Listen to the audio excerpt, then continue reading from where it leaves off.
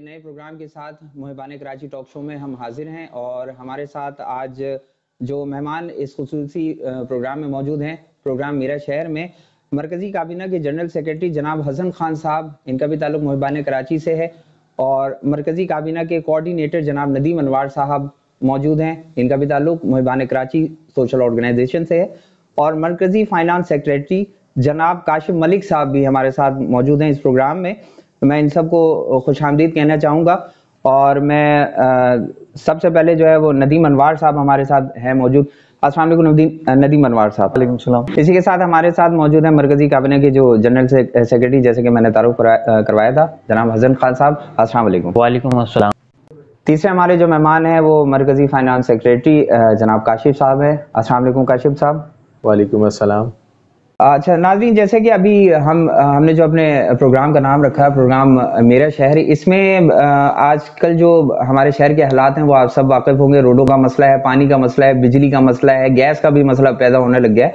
तो इसी हवाले से कुछ कराची के तरक्याती कामों के हवाले से भी हम बात करेंगे, कुछ से फंड्स के हवाले से भी बात करेंगे। तो इस वक्त हम जो है मौजूद हमारे साथ नदीम अनवार साहब, तो हम इनसे बात करेंगे। और सबसे पहले जो मेरा इनसे सवाल होगा वो कराची की तरक्याती फंड्स के हवाले से है। तो नदीम अनवार साहब, क्या कहना चाहेंगे कि कराची शहर के ऊपर जो इस वक्त जो तरक्याती फंड्स का जो मसला चल रहा है, फेडरल गवर्नमेंट कहती है कि हमने फंड रिलीज किया है, सिंध गवर्नमेंट कहती है कि हमें कोई फंड नहीं मिला है, और इसी तरीके से अभी कराची की हालत हो गई कि सड़कें अब टूटने लग गई हैं। तो इस हवाले से आप क्या राय देना चाहेंगे? आऊज़ु बिल्लाहि मिनश शैतानिर रजीम, बिस्मिल्लाहिर रहमानिर रहीम, अल्लाहुम्मा सल्लि अला मुहम्मद व अला मुहम्मद। सबसे पहले तो मैं आपका शुक्र अदा करूंगा कि आपने हमें अपने इस प्रोग्राम के अंदर मदऊ किया। और ये बात किसी से ढकी छुपी नहीं है कि शहर के अंदर जो तरक्याती फ़ंड है वो किसी से छुपी भी नहीं है कि ये नहीं है, मौजूद नहीं है। मैं समझता हूँ कि फ़ंड की हमारे यहाँ कोई कमी नहीं है। अगर वफाक अगर नहीं दे रहा, मिसाल के तौर पर मैं ये समझता हूँ कि वफाक अगर फ़ंड नहीं दे रहा तो सूबे के अंदर मैं समझता हूँ फ़ंड की कोई कमी नहीं होनी चाहिए। क्यों? क्योंकि ये माशाल्लाह एक पाकिस्तान का एक वो हब है जो पूरे पाकिस्तान को चला रहा है। तो जो 70% रेवेन्यू देने वाला शहर, तो उसके अंदर लाजमत है उसके अपने ज़राए भी कोई कम नहीं है। हम तो आपके नज़रियात के मुताबिक क्या ये कोई सियासती खेल खेला जा रहा है इस शहर के साथ? जी लाजमत है। ये तो अलग से नज़र आ रहा है कि मतलब जब देखो फ़ंड का रोना रोया जा रहा होता है, लेकिन फ़ंड का मामला इसलिए नहीं है क्योंकि हमारे इतने सारे ज़राए अगर आप उसको ढूंढने के लिए जाए ना, तो अब मैं छोटी सी आपको पार्किंग ले लूँ, सिर्फ वो मैं तो मतलब ये एक मैं छोटी सी जगह बताऊँ, एक नॉर्थ नाज़ाबाद आप ले लें, नॉर्थ नाज़ाबाद के अंदर कम से कम 20 से 30 पार्किंग होंगी, ठीक है ना। अब जब 20-30 पार्किंगें यहाँ पर हैं, इसी तरह पूरा शहर में सैकड़ों किस्म की पार्किंग है। तो मैं छोटी सी बात बता रहा हूँ कि अगर आप, मैं समझता हूँ सिर्फ पार्किंग से ही अरबों रुपए आ जाते हैं आपके पास। बिल्कुल सही है। तो इसी पार्किंग के हवाले से बात की, इसमें मेरी अपनी भी कुछ रिसर्च रही है कि इसमें शिफ्टें चल रही होती हैं। जैसे कि इंडस हॉस्पिटल है, अब्बास इंडस हॉस्पिटल में की शिफ्ट चल रही है। शिफ्ट ये चल रही है कि मॉर्निंग शिफ्ट में अलग बंदे होते हैं पार्किंग के लिए, बी शिफ्ट में अलग बंदे हो रहे हैं, और नाइट शिफ्ट में अलग है जो ये काम कर रहे होते हैं केएमसी के बजाते डे स्पेंड कर। तो जो फंड्स का मसला है, ये आपकी राय को जो है बिल्कुल दुरुस्त मैं समझता हूँ, क्योंकि ये होना ही नहीं चाहिए बिल्कुल भी।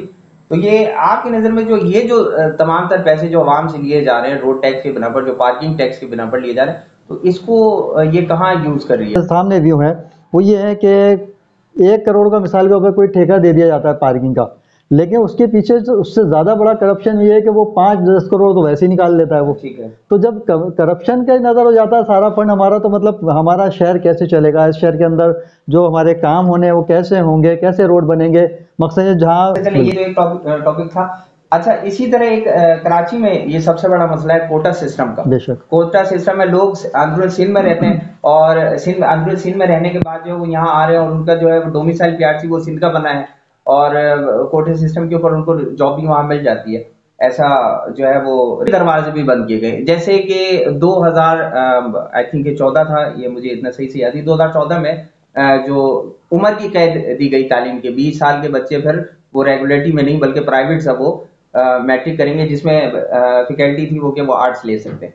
तो इस हवाले से कोटा सिस्टम और तालीम के जो दरवाजे बंद किए गए कराची के लोगों पर, इसमें आप क्या कहेंगे? देखिए, मैं तो ये समझता हूँ कि इस शहर के साथ जो ज़्यादती हो रही है वो आज से नहीं हो रही है। लियाकत अली ख़ान को जब शहीद किया गया, उस टाइम से लेके आज तक मुसलसल ज्यादती हो रही है। अच्छा, अब आप इसको इस सिनेरियो में देख लें कि लियाकत अली खान को शहीद किया गया, वो भी इसी बेस पे किया गया, ठीक है ना। उसके बाद काफ़ी कुछ अरसे बाद कोटा सिस्टम नाफिज कर दिया गया। वो कोटा सिस्टम जो नाफिज किया गया ना, वो सिर्फ समझ लें कि कराची शहर के लिए सबसे शबा खून मारा गया, जिसको हम ये कह सकते हैं दूसरे अल्फाज में।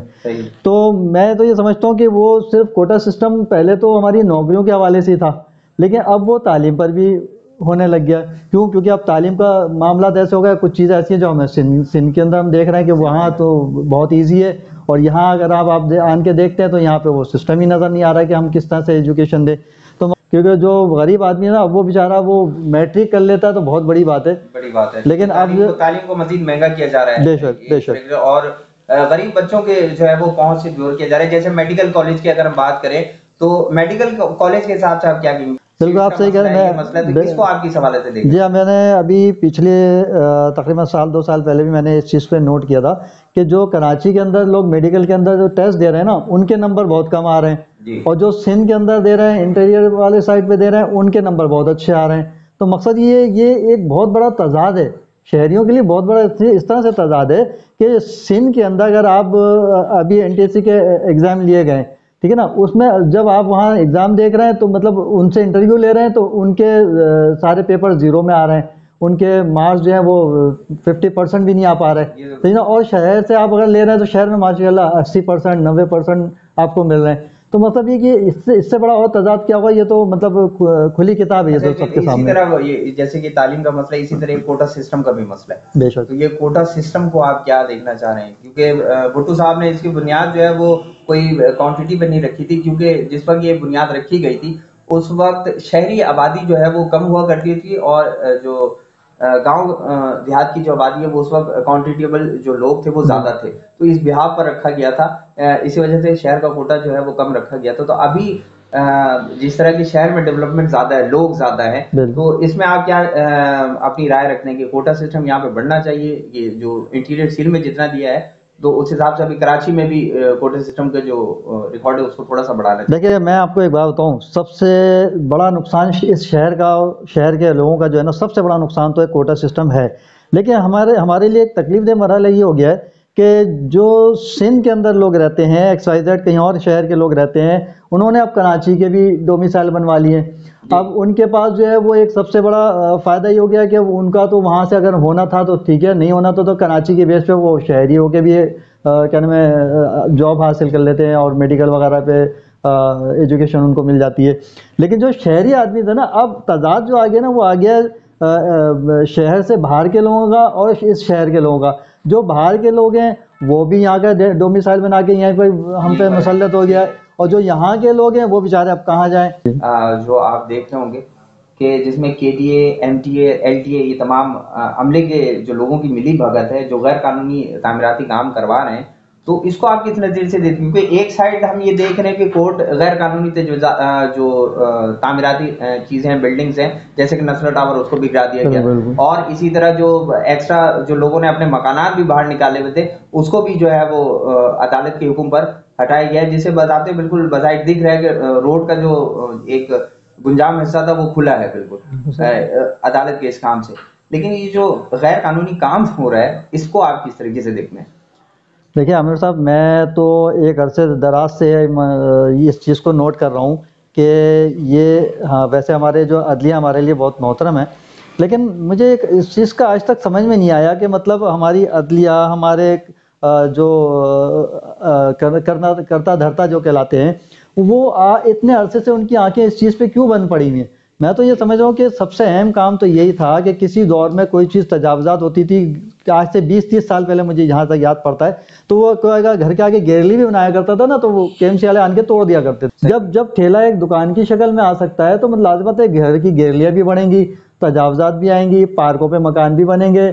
मकसद ये है कि ये करता धरता जो हमारे, जिनका मैं फ़िलहाल अभी यहाँ नाम नहीं लूँगा, तो मतलब ये उस टाइम सो रहे होते हैं।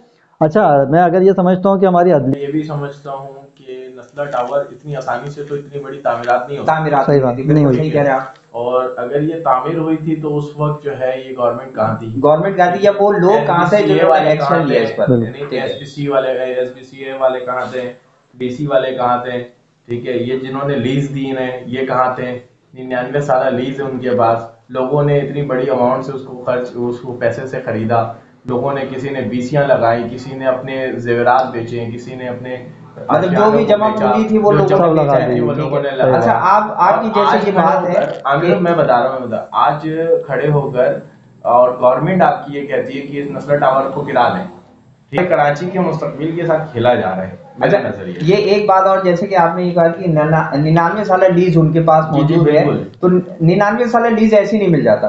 कानूनी अगर तकाजों को पूरा करे तो तमाम दोराई से गुजरना पड़ता है, और जो फिर ये लीज की जो चीजें वो आती है। अच्छा, आप ये लीज करने वाले लोग कौन थे? अच्छा, ये जिन्होंने ये लीज करने दिया, जाहिर है ना, ये तो गवर्नमेंट ने दी ना, गवर्नमेंट ने दी। अभी आप इसी तरीके से आप आ जाएं, अभी मेरी कुछ दिनों पहले, अभी मेरे पीछे औरंगी टाउन साइड पे, ये आपके अल्ताफ नगर वाले साइड पे अभी जो है वहां पे तकरीबन मकानात लीज हैं इस वक्त।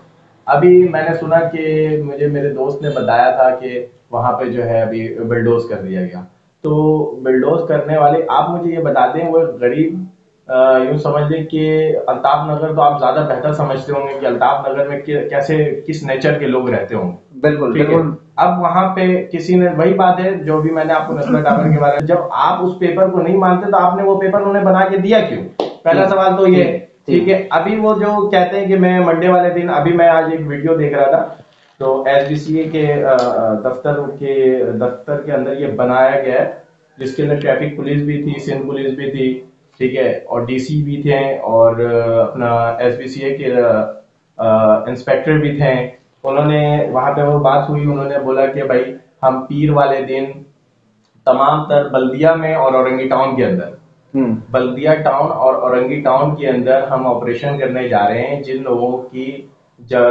लोगों ने फुटपाथ पे जो है ना वो ठेले रखे, पथारे वगैरह रखे हैं, ठीक है। अच्छा काशिफ साहब, मैं आपकी तरफ इस पॉइंट पर आऊंगा। मैं आपसे जरा सा, आपने ये जो बात की है SBCA वालों से, मैं इस पॉइंट पे आपसे जरा बात करूंगा।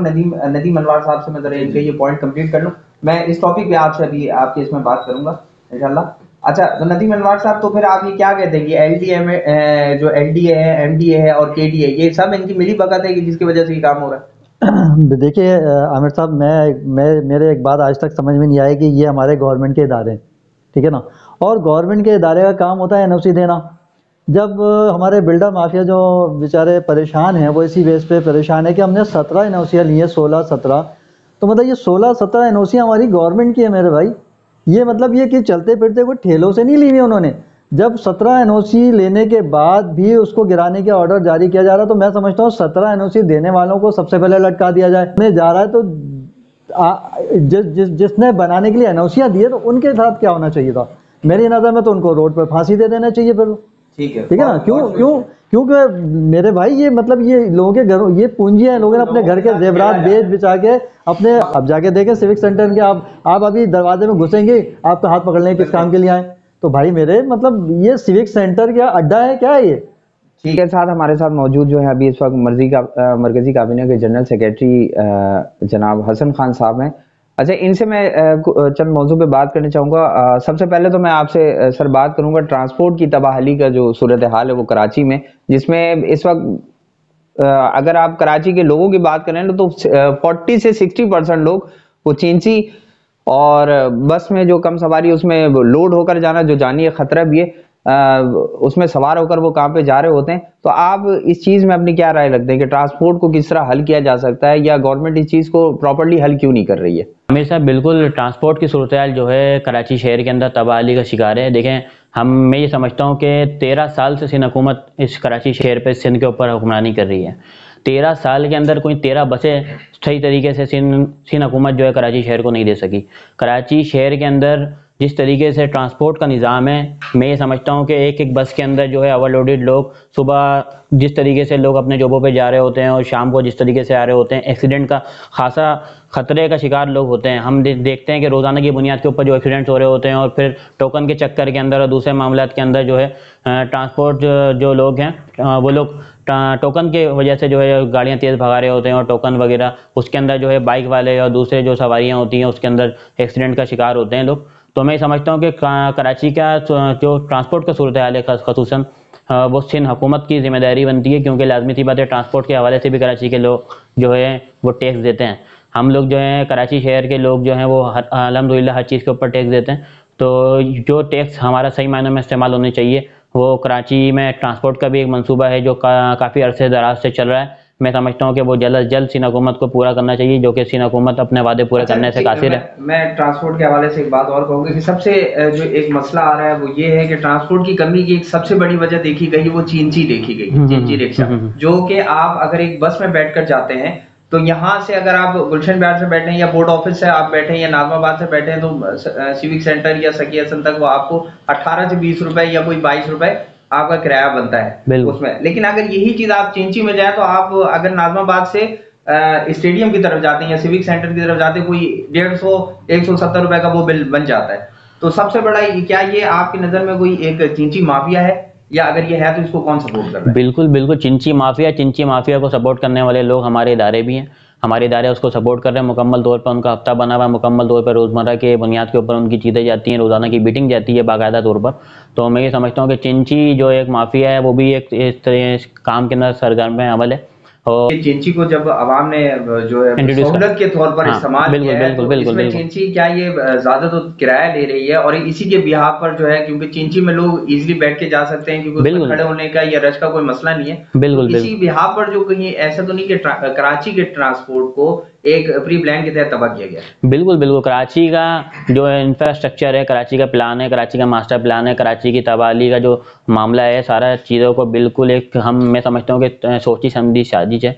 और जिस तरीके से कराची के लोगों के साथ ज़्यादती की जा रही है, जुल्म किया जा रहा है, मैं समझता हूँ कि तमाम चीज़ें जो है कराची के लोगों के लिए अजियत कुन बनती जा रही हैं, अजियतनाक बनती जा रही हैं, अजियतनाक सूरत हाल है, जिसकी मेन वजह हुकूमत भी हैं और बलियाती इदारे भी हैं, बलियाती लोग भी हैं, और इस शहर के वो लोग हैं, वो नुमाइंदा जमाते हैं जो अपने आप को इस शहर के नुमाइंदा जमाते के। और 15 के अंदर वो गैस की बंदिश भी है कि जिससे घरेलू सार्फिन भी परेशान हो रहे हैं, इसमें आप क्या राय है? बिल्कुल, मैं समझता हूँ कि कराची इलेक्ट्रिक जो कि पहले गवर्नमेंट के पास थी KESC, और उसके बाद प्राइवेटाइज करके इसको जो है KEE कर दिया गया। उसके अंदर भी हमें शाबाश देना चाहूँगा सिंध हुकूमत को, जिसकी बहुत आला कारकर्दगी थी कि KESC को जो है के इलेक्ट्रिक कर दिया। उसके बाद ये प्राइवेटाइज कर दी गई, और उसके बाद जो है लोगों के बिलों के अंदर जो है, मैं समझता हूँ कि लोग अगर 100 यूनिट इस्तेमाल कोई कर रहा है और उसके बाद जो उसके पास बिल आ रहा है वो कोई 1000 यूनिटों के बराबर बिल आ रहा है, क्योंकि इसका डिवाइड जो है आपको PMT के अंदर कर दिया गया है। क्योंकि आपकी जो इलाके का लोड है वो PMT के ऊपर जो लोड होगा उस लोड के हिसाब से डिवाइड किया जाता है। अब जो लोग परेशान होते हैं, जो इनके IBCs में भागते हैं, जो परेशान होते हैं, वो देखते हैं कि यार ये हमारे साथ ये सूरत हाल है, ये हो गया, लेकिन वो तो एक माफिया है, वो कहता है कि भाई ये जो बिल आ गया, जो हमारे प्रिंटर से प्रिंट हो गया, वो तो आपको भरना पड़ेगा। हम इसके इंस्टॉलमेंट कर सकते हैं। एक सवाल और मेरा आपसे ये कि जैसे कि अभी गैस का मसला है, बिजली का मसला है, तो इसमें मुहिबान कराची क्या काम कर रही है आवाम की को आसानी पहुंचाने के लिए? देखें, हम समझते हैं कि गैस जैसे बिजली का मसला है, बिजली के मसले में हमने रिसेंटली अभी कुछ टाइम पहले ही एहतजाज अपना कराची प्रेस क्लब के ऊपर रिकॉर्ड कराया। इसके अलावा हमने दीगर लोगों से बिल वगैरह भी मंगवाए, दीगर लोगों से हमने जो प्रोग्राम थे वो भी रिकॉर्ड किए, उनकी वीडियोस हमारे पास रिकॉर्ड हैं, उनके वीडियोस भी हमने चलाई हैं। हम समझते हैं कि हमारा काम आवाज़ उठाना है, हम सोशल इदारे हैं, हम उसके अलावा JDC ने भी इसके ऊपर काफ़ी आवाज़ उठाई है, मुहिबान कराची भी इसी तरीके से आवाज़ उठाती है, और अल्हम्दुलिल्लाह मुहिबान कराची के इलेक्ट्रिक ही नहीं है और दीगर मसाइल जो कराची शहर के अंदर उन तमाम चीज़ों के ऊपर आवाज़ उठाती है। और NGOs का काम जो है वो हुकूमत को तवज्जो दिलाना। हमने के इलेक्ट्रिक के ऊपर जो है वो एहतजाजी वो रैली बनाई थी जिसको रिकॉर्ड करवाया था। अभी ये बताएं कि SHG के जो वर्क है, जो एक मसला है, परेशान है, तो इसमें मुहिबान कराची अब क्या काम करने? बिल्कुल, मैं ये समझता हूँ कि के इलेक्ट्रिक के साथ साथ गैस की बंदिश का एक बड़ा मसला जो है अचानक हालिया दिनों के अंदर कराची शहर के अंदर रुनुमा हुआ है। वो एक हमारे समझ लें कि काफ़ी ऐसे इलाके जो अभी इस वक्त हैं जो जहाँ पे टाइमिंग्स बांधी गई हैं। कुछ इलाके ऐसे हैं जहाँ पर सुबह 8 बजे से लेकर रात 10 बजे तक जो है 10 12 घंटे 14 घंटे गैस की बंदिश हो रही है। वो बेचारे LPG यूज़ करने पे मजबूर हैं। अच्छा, मज़े की बात यह है कि जहाँ पर गैस की बंदिश हो रही है वहाँ पर LPG की जहाँ कीमत 170 रुपये 180 रुपये थी, वहाँ 200 220 और फिर अब जाके कहीं 240 रुपये जो है लीटर गैस जो है हमारे को मिल रही है, 240 रुपये किलो मिल रही है। तो मैं समझता हूँ कि ये कराची शहर के साथ ज़्यादती है और कराची शहर के लोगों के साथ ज़्यादती है। के इलेक्ट्रिक हो या चाहे सुई सदरन गैस कंपनी हो, इन तमाम लोगों को एक चीज़ देखना चाहिए कि कराची के शहर के लोग खासी अजियत में मुब्तला हैं। अल्हम्दुलिल्लाह मुहिबान कराची इस चीज़ के ऊपर ये वर्किंग कर रही है कि हम इस चीज़ के ऊपर आवाज़ उठा सकते हैं, हम आवाज़ उठा रहे हैं। और इंशाल्लाह ताला गैस जिस तरीके से हमने KLACT के खिलाफ आवाज़ उठाई है, KLACT के खिलाफ आवाज़ उठाई है, इंशाल्लाह ताला सुई सदन गैस कंपनी के हवाले से भी इंशाल्लाह ताला हम आवाज़ उठाएंगे और अपने प्रोग्राम रिकॉर्ड करेंगे। इंशाल्लाह ताला हर सतह के ऊपर इस आवाज़ को बुलंद करेंगे। एक वो मुकर्रर किए 120 रुपए। जी बिल्कुल बिल्कुल। अभी भी लेकिन उसके बावजूद भी 140 रुपए लीटर बिक रही है। तो इसमें जो है हमारी जो हुकूमत है वो क्या काम कर रही है, और स्पेशली मुहबाने कराची इस पे क्या काम करने वाली, क्या लाए अमल है उनका? हाँ बिल्कुल रुपए की लीटर की दूध पर वो क्या सही बात उसमें सहूलत फराहम करने वाली है? सही बात है। मैं समझता हूँ कि पिछले दिनों रिसेंटली जो है गवर्नमेंट ने 120 रुपये लीटर का जो है नोटिफिकेशन जारी किया। उससे पहले जो 94 रुपये लीटर का नोटिफिकेशन जारी हुआ था, लेकिन फिर भी दूध जो है 120 रुपये 130 रुपये हर किसी दुकान पे, हर पानी ज़्यादा बेचा जा रहा है 140 रुपये किलो में। तो इस तरीके से जो कराची की आवाम का सूरत हाल है, मैं समझता हूँ कि ये तमाम जो चेक इन बैलेंस करने वाले इदारे हैं उनको नोटिस लेना चाहिए और फौरी तौर पर जाके अपने अपने डिस्ट्रिक्टों के अंदर, अपने एरियाज़ के अंदर जो इंस्पेक्टर्स इनके कायम है, इंस्पेक्टर्स की जो ड्यूटीज़ हैं वो उनकी ड्यूटीज़ को उनको निभाना चाहिए। वो आपके कहने को नाकाम है। आवाम अगर 140 रुपये लीटर भी जो इस वक्त दूध खरीद रही है, वो असल में कोई सेहत की चीज़ नहीं खरीदी, बल्कि खुद एक बीमारी को वो बिल्कुल अपने हाथों से बीमारी खरीदी है, अपने हाथों से। तमाम तर जो चीज़ें हैं ना, जैसे कि अखराजात कहाँ करने हैं, कहाँ किस चीज़ में इन्वेस्ट करना है, किस चीज़ में लोगों को आसानी करनी है, तो तमाम तर जो मतलब ये एक तरीके से एक बैंक दौलत मुहबाने कराची है। तो मैं बात करूंगा मरकजी जो है वो काबीना के जनरल फाइनेंस सेक्रेटरी जनाब काशिफ मलिक साहब को। काशिफ मलिक साहब, सबसे पहले तो मैं आपसे एक टॉपिक पे बात करना चाहता हूँ, उसके बाद मुहबाने कराची किन किन चीज़ों पे काम करने वाली है और क्या काम करेगी, और पिछला उन्होंने जो काम किया वो क्या उसका मकसद था, क्या नीयत थी। क्योंकि बज़ाहिर तो हम सब देख रहे हैं कि वो फलाह और बहबूद के लिए मुहबाने कराची काम करते हुए आ रही है, लेकिन चंद ऐसे लोग भी देखे गए हैं कि जो इसको शो कहते हैं, शो ऑफ कहते हैं, ये शो कर रहे हैं। तो इस चीज़ पे भी आपकी मैं वजाहत चाहूँगा। अभी फिल वक्त मैं आपसे एक वजाहत ये चाह रहा हूँ कि कराची में बढ़ते हुए जाली जो पुलिस इनकाउंटर हैं, इसके मुतालिक आप क्या कहना चाहेंगे? आमिर भाई, सबसे पहले मैं आपको मशकूर हूँ कि आपने मुझे जो है इस प्रोग्राम में इनवाइट किया। और जाली पुलिस मुकाबले का जो मामला चल रहा है, ख़ास तौर पे बिलखुसूस पूरे पाकिस्तान के अंदर कराची में चल रहा है। बिल्कुल ठीक है। जैसे कि अच्छा देखें, अगर ये जो आपने अभी बताया इनकाउंटर का, ये पुलिस इनकाउंटर, अगर ये नकीबुल्लाह मकसूद साहब के मुजरिम को अगर इसकी सज़ा मिल जाती तो यूँ समझ लें आप कि दोबारा ये वाक़यात कभी भी पेश नहीं आते। ठीक है। अच्छा, दूसरी चीज़ ये है कि अभी कुछ दिनों पहले ही जो है वो लियाकत मकसूद साहब के बेटे को, 14 साला बेटा था, वो कॉलेज से कोचिंग से जो है वो घर की तरफ जा रहा था। अभी आपने शायद देखा भी होगा कि उसका, जी बिल्कुल, उसका इनकाउंटर जो किया गया, जाली इनकाउंटर। तो मैं ये समझता हूँ कि ये पुलिस की नाअहली है, और ख़ास तौर पे गवर्नमेंट को मैं ये कहता हूँ कि गवर्नमेंट अगर पुलिस के ऊपर सही तरीके से दबाव रखेगी तो पुलिस कभी ऐसा काम नहीं कर सकती। लेकिन हमारी जो गवर्नमेंट है, चाहे वो गवर्नमेंट जो है वो सिंध गवर्नमेंट हो या वफाक गवर्नमेंट हो, हमारी गवर्नमेंट ने लापरवाहियों का ये नतीजा है हमारी गवर्नमेंट का कि आज हमारे जो है वो 14 साल के बच्चे अरसलान को शहीद कर दिया जाता है। नकीब जो हैं और बहनें जो हैं, क्योंकि पुलिस का महकमा एक ऐसा महकमा है जिसमें नो डाउट कि ये वो लोग हैं जो हमारी जो है ना जान की हिफाजत के लिए अपने जान गंवाना भी इन्होंने, जी बिल्कुल ऐसा ही है। देखिए बिल्कुल पुलिस, देखिए कौन लोग हैं जो पुलिस की वर्दी में या पुलिस के इदारे में रहकर, इस महकमे में रहकर उन पुलिस वालों का नाम खराब कर रहे हैं जो इस इदारे के लिए जी जान लगा। आमिर शेख साहब, बात ये है कि ये भी पुलिस के ही लोग हैं, ये भी पुलिस वाले हैं, लेकिन इसके अंदर मैंने भी आपको क्या कहा कि देखें, जब तक आपके घर के, मैं आपको एक मिसाल दे दूं, आपके घर के वालिदैन, अगर वालिद और वालदा अगर आपकी ठीक हैं तो आपके बच्चे कभी जो है वो कुछ गलत काम नहीं कर सकते। इसी तरीके से इस डिपार्टमेंट के अंदर जब तक आपके बड़े लोग जो हैं वो आपकी सरपरस्ती नहीं करेंगे, आप ऐसा काम नहीं कर सकते। ठीक है, जाहिर है किसी ने ये भी देखा, पुलिस है, जी जी, हमारे सिक्योरिटी इदारे हैं, ये हमारे लिए बिल्कुल बिल्कुल सर आंखों पर हमारे साथ बहुत बड़ी कुर्बानियां हैं उनकी, लेकिन कहने का मकसद ये कि ये चंद लोगों की वजह से आज जो है ये हमारा पूरा डिपार्टमेंट बदनाम होता है। ठीक है, अच्छा मैं अब दूसरे एक पूरे कराची में काम कर रहा है, इसके जो तमाम इम्प्लॉयज हैं जो एग्जीक्यूटिव कराची में इस वक्त मौजूद है और जो है वो काम कर रहे होते हैं किसी न किसी टॉपिक बिल्कुल किसी न किसी चीज पर वो वर्कआउट कर रहे होते हैं, आवाम की शान बचाना खड़े होते हैं। अच्छा कुछ ऐसे भी मैंने लोग शायद मैं बोल रहा हूँ, कुछ ऐसे भी मैंने वाकया सुने कि चंद लोग ये कहते हैं कि मुहिबान कराची जो ये काम कर रही है, जैसे कि अभी आपने में जो बचत बाजार एक लगाया मुहिबान कराची ने, उसमें भी चंद लोगों के कहना था ये अपने आप को शो ऑफ करें, तो क्या कुछ ऐसा कोई जहन रखकर? भाई देखें आमिर शेख साहब, सबसे बड़ी बात ये है कि कोई भी इदारा अपने आप को शो नहीं करता, लेकिन उसको अगर जब तक वो शो नहीं होगा तो काम भी नहीं हो सकता। ठीक है, सबसे बड़ी बात ये है ना। अच्छा, आप जब तक, ये तो एक कहावत है, जब तक दिखेगी नहीं जब तक बिकेगी। ठीक है, सो अगर भाई मैं अगर दिखावा कर रहा हूँ, हमारे जो इदारा अगर दिखावा कर रहा है, जेडीसी अगर दिखावा करता है, फायदा हो रहा है। जी जी, दिखावा तो मैं 1000 बार करूंगा ऐसा। अगर आवाम का फायदा हो रहा है, अगर आवाम को रिलीफ मिल रहा है, जी जी बिल्कुल, उसके अंदर फैसिलिटी मिल रही है, अगर आवाम उसके अंदर परेशानी, आप यूं समझ लें, आप यूं समझ लें, जी जी बिल्कुल बिल्कुल, आवाम को रिलीफ मिलेगा। बिल्कुल।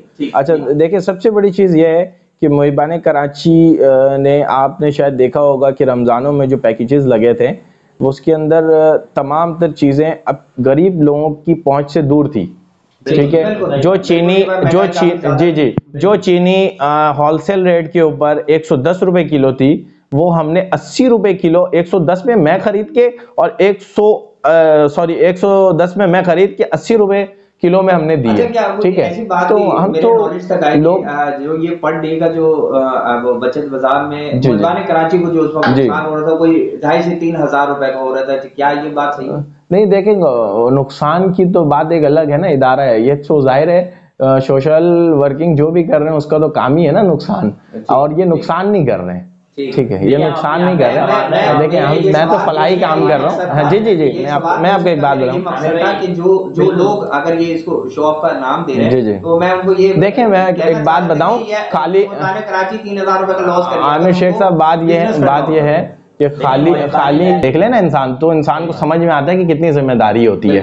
जाहिर है आप अपने घर नहीं चला पा रहे हैं, हम एक इदारा चला रहे हैं। ठीक है, आप अपने घर को सही से नहीं देख पा रहे हैं, और हम अपने इदारे को, आप हमारे इदारे के ऊपर तनकीद कर रहे हैं, किसी के भी इदारे पे हो, आप उसके ऊपर तनकीद। और ये कि आप मरकजी फाइनेंस सेक्रेटरी, जी जी, अभी का जो दौर चल रहा है वो तो लाजमी सी बात है कि जैसी आप बात करेंगे, घर चलाना एक मुश्किल बात है, बिल्कुल, लेकिन आप किस तरह ये जो एक बचत बाजार लगाने की कोई छोटा मोटा, मैं समझता हूँ कि अमाउंट इन्वेस्ट नहीं है कराची शहर के लोगों के लिए, जो आप ये आसानियां पैदा कर रहे हैं, बिलखसूस कराची शहर जो है उसकी एक बड़ी कच्ची आबादी जो औरंगी टाउन है, इसमें आपने ये बचत बाजार लगाया, तो इसमें क्या मुश्किलात दरपेश आ रही है?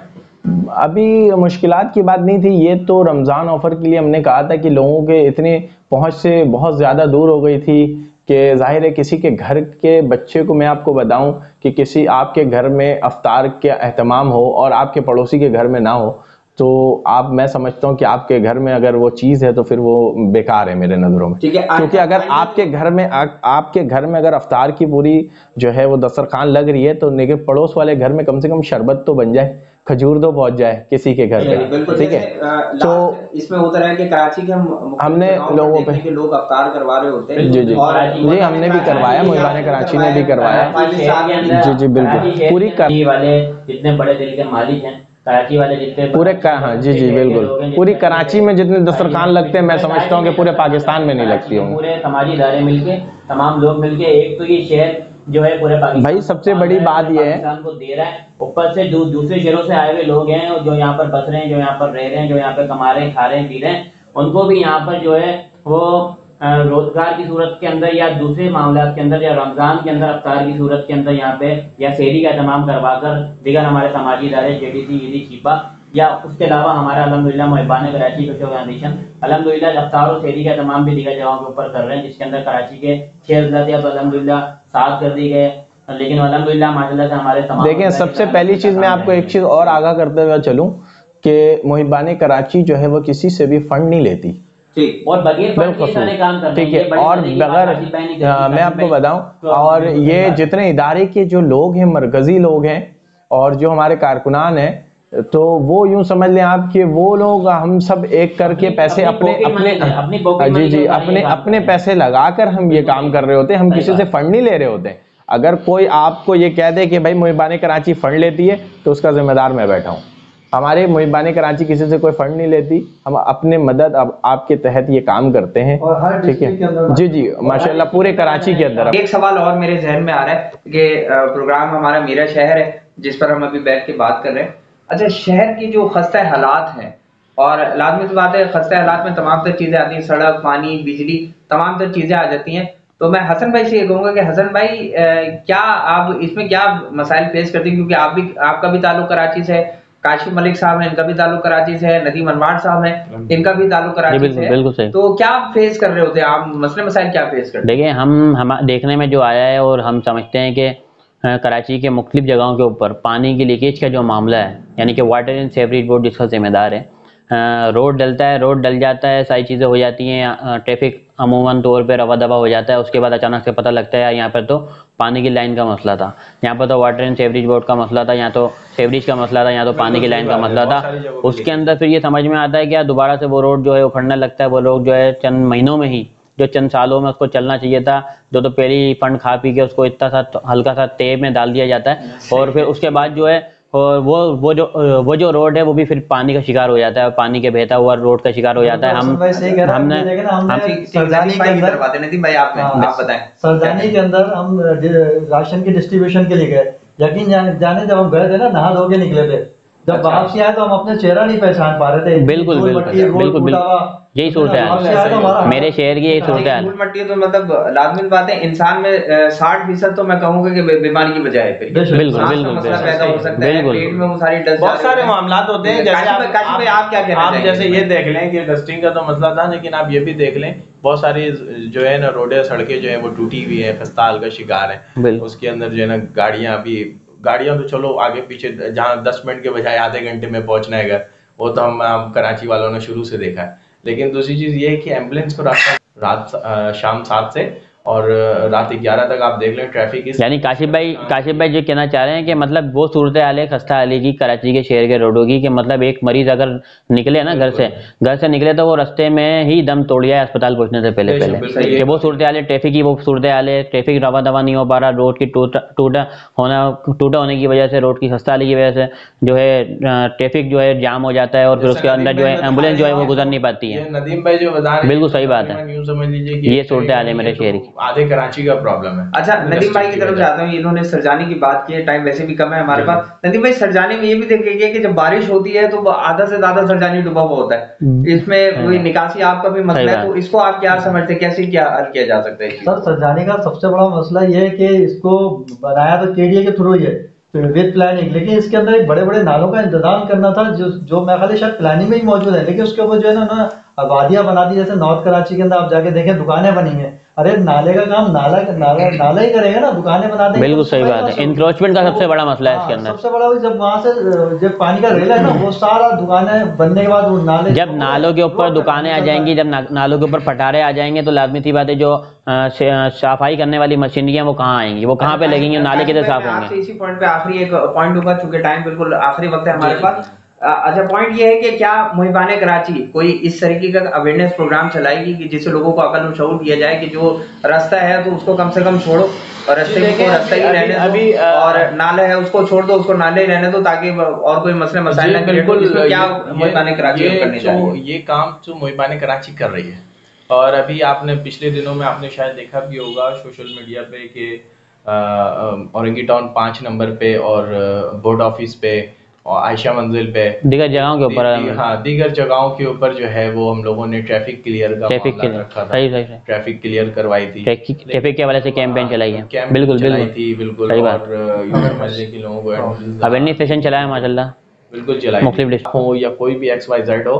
मैं यही चाहूँगा कि भाई जो भी ये बात मेरी अगर सुनेगा तो मेरी सिर्फ इतनी सी इल्तिजा है कि बराए मेहरबानी अपने शहर को साफ रखें, शफाफ रखें। बिल्कुल बिल्कुल। और हो सके तो अपने घरों के पास, अपने जो है कब्रिस्तानों के पास, अपने मस्जिदों के पास, ठीक है, अपने सफाई सुथराई का तमाम का सफाई सुथराई के इंतजाम के साथ साथ जो है वहाँ पे पौधे का भी इंतजाम करें, एहतमाम करें और वो पौधे लगाएं। अल्हम्दुलिल्लाह हमारे कराची बहुत खूबसूरत तरीन जो है शादाब उस शहर को बनाया। कराची से जब बाहर जाता हूँ तो मुझे बहुत अजीब फील होता है कि एक जो है ना, यहाँ से आप कराची जब छोड़ेंगे तो आप यहाँ से लेकर लाहौर तक आप चले जाएं, तो मैं ये समझता हूँ कि बस यूँ समझ लें कि सिर्फ यहाँ पे पौधों की कमी है मेरे नजर में। अखिल भाई मैं ये समझता हूँ कि लोग को ये कराची को ऑन करना नहीं चाहते, सही बात है।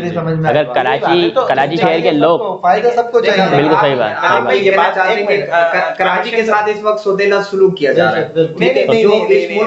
मैं आपको एक बात बता रहा हूँ, छोटी सी एक बात मैं बता रहा हूँ। नदीम अनवर भाई ने अभी एक बात कही है कि इसके ऊपर जो है वो प्लानिंग चली, करना नहीं चाहते। देखिए मेरी बात सुने, हर काम जिम्मेदार जो है ना एक शख्स को नहीं ठहरा सकते हम, बिल्कुल सही, खुद भी करना पड़ेगा। हर शहरी को इस शहर को ऑन करना पड़ेगा। हर शहरी को जो है हमारे शहर को ऑन करना पड़ेगा, अपने गली महल्ले को, अपने घर को ऑन करना पड़ेगा। अपने घर के आगे से अगर कोई शख्स सफाई करेगा, अगर अपने घर के आगे से हर शख्स, इस कराची शहर की 3.5-4 करोड़ की आबादी है, अगर हर शहर के हर शहरी जो है अपने घर के आगे सफाई करेगा, अल्हम्दुलिल्लाह कराची शहर के अंदर से ही कराची शहर का कचरे का मसला। नाज़रीन, आज का जो हमारी प्रोग्राम था, प्रोग्राम मेरा शहर महबान कराची शो में, टॉक शो में, सीजन 2 एपिसोड 1 इंशाल्लाह कमिंग सैटरडे के साथ साथ बहुत शुक्रिया अदा करना चाहूँगा हमारे जो मेहमान थे यहाँ पर, मरकज़ी काबीना के जनरल सेक्रेटरी जनाब हसन खान साहब, मैं आपका बहुत मशकूर हूँ कि आप प्रोग्राम में आपने अपना कीमती वक्त निकाला। और इसी तरह मरकज़ी कोऑर्डिनेटर जो है जनाब नदीम अनवर साहब, सर मैं आपका भी बहुत मशकूर हूँ कि आपने अपना कीमती वक्त निकाला। और इसी तरह मरकज़ी फाइनेंस सेक्रेटरी जनाब काशिम मलिक साहब, मैं आपका बहुत शुक्रगुजार हूँ कि आप आए और आपने अपना कीमती वक्त हमें दिया है। और जो प्लानिंग इन्होंने की है महबान कराची जो आगे जिस पर वक्त करेगी, वो भी इन्होंने हमें तफसील से बताया। और सबसे बड़ा एक मैसेज दिया कि जिस तरह हम अपने घर को साफ रखते हैं, इसी तरह हमने अपने मुल्क को, अपने शहर को, अपने गली को, अपने कूचे को साफ रखना होगा। तमाम तर जिम्मेदारी कुछ गवर्नमेंट की, सिर्फ हुकूमत पाकिस्तान या सिंध गवर्नमेंट की नहीं बनती, कुछ हमारी अपनी भी बनती है। जब हम खुद सही होंगे, खुद हम साफ सुथरा रखेंगे, तो हम आगे भी हमारी चीज़ें खुद सही होती रहेंगी। नेक्स्ट प्रोग्राम के लिए इजाज़त दीजिएगा।